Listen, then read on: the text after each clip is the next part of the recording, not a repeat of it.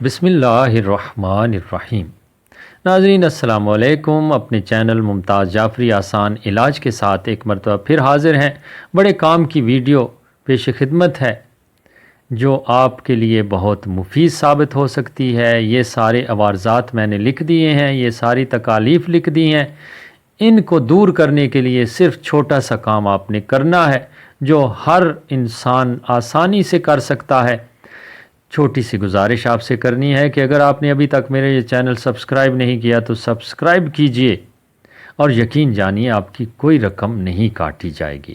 ہاں، آپ کو بہت سارے فوائد ملنے والے ہیں اگر آپ نے میرا یہ چینل سبسکرائب کیا، کیونکہ اس قسم کی مفید ویڈیوز ہر روز میں شیئر کرتا رہتا ہوں جو بہت کام کی ہوتی ہیں۔ ناف پڑھنا بہت تکلیف دہ عمل ہے۔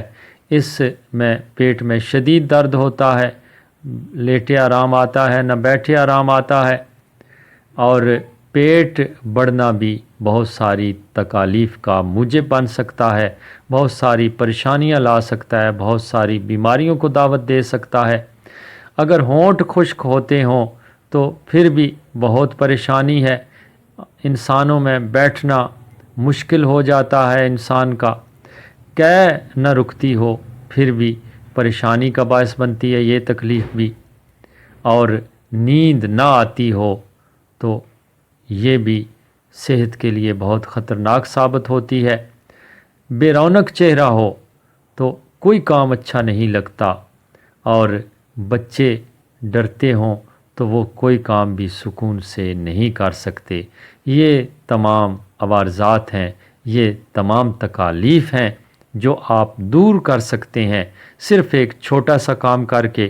گزارش یہی کرنی ہے کہ اپنے دوستوں کے ساتھ ویڈیو ضرور شیئر کیجیے تاکہ ہر کوئی اس ویڈیو سے فائدہ حاصل کر سکے۔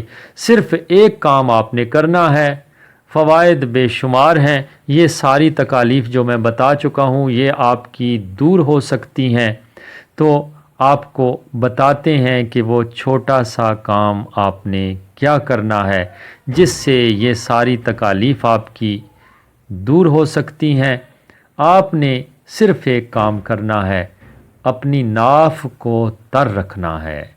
ناف کو تر رکھنا بہت آسان ہے۔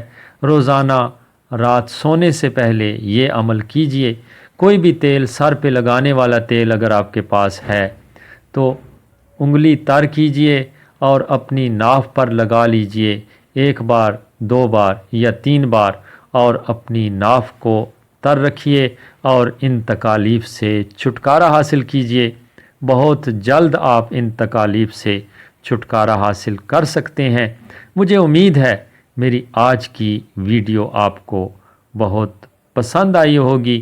اگر پسند آئی ہے تو لائک کر دیجئے گا، کامنٹ کر دیجئے گا اور میری حوصلہ افزائی کیجئے گا تاکہ بہتر سے بہترین کام آپ کے سامنے آ سکے۔ اس کے ساتھ ہی اجازت چاہتا ہوں۔ اللہ نگہبان۔